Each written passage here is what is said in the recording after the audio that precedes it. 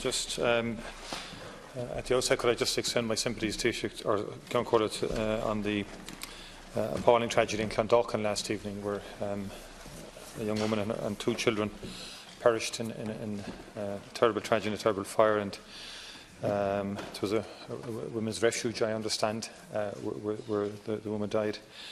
And our thoughts and prayers, obviously, with those who were injured in hospital in critical condition. Taoiseach, I want to raise with you this morning what I think has taken and what has shocked the nation in relation to the treatment of Grace and indeed all those who were in that particular foster home in Waterford. And the horrific circumstances are very well outlined in the Dignam report. And many people find it very difficult to comprehend that such cruelty could be meted out, particularly to young children at the time with special needs, and that the health professionals could place Grace and indeed others in such a foster home initially, but also subsequently, having discovered injuries and so on, that Grace could have been returned to that nursing home. Now, I accept the good intentions of Minister Finian McGrath in terms of wanting this investigated, and I actually welcome the establishment of a commission of investigation. And I realise that the motion has now been withdrawn, and I think that gives an opportunity, Taoiseach, to deal with some of the outstanding issues. I met with two of the whistleblowers last evening.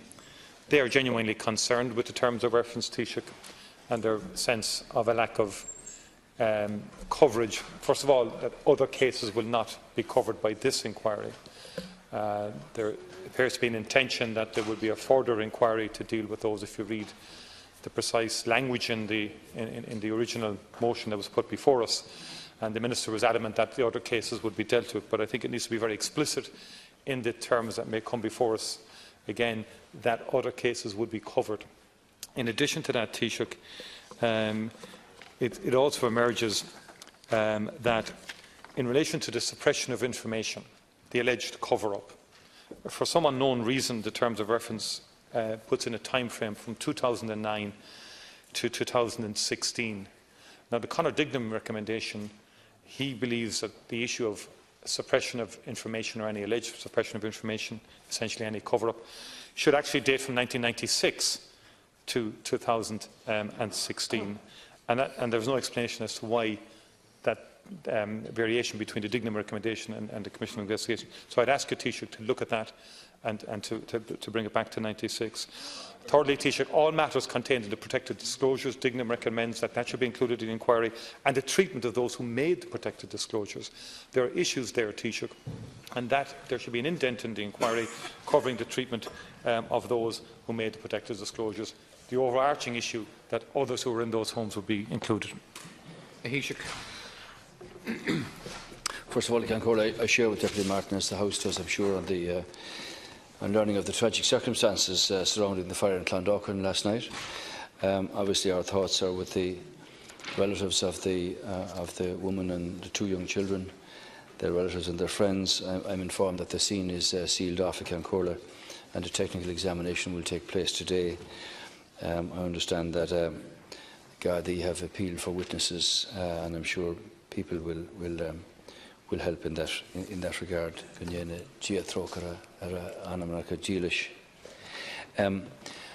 I just want to say that I've listened to some of the debate in respect of the Grace case. As I said yesterday, with this inquiry, we will get to the bottom of what happened to Grace. The state makes a habit, if you like, of talking about the past and legacy issues. Well, this is not the past, this is the present, and now we must act on it, and we will act on it. And, you know, their personal pain cannot be anonymised can become almost anonymised as a public issue. And that's the pain of Grace, Ceann Corlett, and that's the pain of her mother, two good women, one who gave up the most precious thing in her life, her child, to the care of the state because she believed she was doing right by her daughter. And when the television is switched off and the news of the day moves on, that pain doesn't stop and that pain doesn't cease. Now, Conor Dignam and the Chair of the Commission of Investigation, Marjorie Farley, have been consulted on the terms of reference. It allows for another phase of investigation. Let me commend Minister McGrath for his diligence here in following through with this. And I know that he's withdrawn the motion for consultation. So let's be crystal clear on it, Deputy. What we want here is an allowance for Phase 1 and for Phase 2 to take into account others who were in that foster home and to take into account the other issues that you've raised here. So if we're going to have a commission of investigation, let us have it in such a way that it covers the issues that people have legitimately raised. So I expect Minister McGrath will come back after consultation with all of you to the House tomorrow and have an amended terms of reference that set out very explicitly and very clearly for everybody that what we want here in setting up the Commission of Investigation is to have Phase 1 and Phase 2 that allows for these issues that have been raised to be dealt with by the Commission. So I do hope that in the consultations that take place during the course of today, that we can deal with this completely, comprehensively and effectively at Concordia. And there's no reason why we should have to delay the process of getting the Commission up and running. But it is important, as you say, and as we can agree, that it be crystal clear that we're not moving to the Grace case, which has had statutory investigations about it, and then at some time in the future move on. We'll make it clear there's a Phase 1 and a Phase 2 here in the context of clarifying the terms of reference that will deal with these issues. So I hope that in the course of the day now that people will be happy with their suggestions being incorporated in a terms of reference that will deal with this inclusively.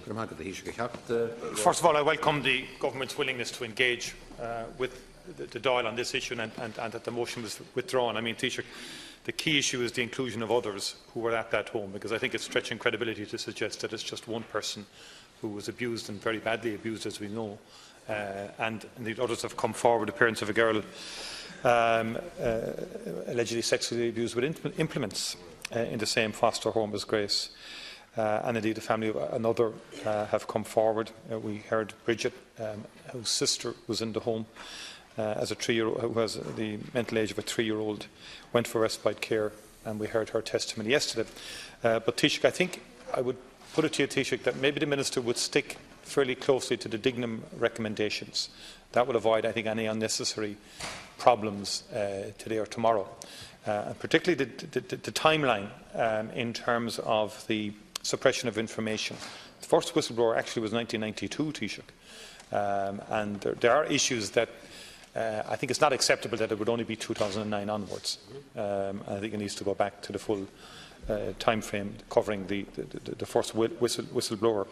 And also the treatment of whistleblowers, how they were treated by the system and by the health board initially, and then the HC should be also included in the terms of reference. And there needs to be some flexibility to the Chair, Taoiseach, in terms of the overlap of some of the issues between one case and other cases. I understand your point about the modular. I understand the necessity to have balance between time and getting answers. So I appreciate that, Taoiseach, and I think with goodwill all round we can get a satisfactory consensus on this. The Minister, in withdrawing the motion in the first place, wants to get this right. There isn't any point in a matter of such sensitivity and personal tragedy here of having, political differences of opinion. Following the statutory investigations, the matter being raised by Deputy Deasy and Deputy McGuinness and others, so government agreed to set up a commission of investigation. Let's see that it's right and proper, and that it's comprehensive, and that it covers all of the issues that deputies have quite rightly raised, because it's a matter of genuine public interest and considerable public concern. So you've mentioned 3 things here: the timeline, the treatment of whistleblowers, and the overlap of issues that will arise. And I'm quite sure that the chairperson is a very competent person, and that she will do a wonderful first-class job in this. And obviously there will be overlap of incidents and events and timelines there. So let's hope that during the course of today now, that in his discussions with yourselves and the other parties, that we can get agreement on the amending of the terms of reference to cover the issues that need to be covered.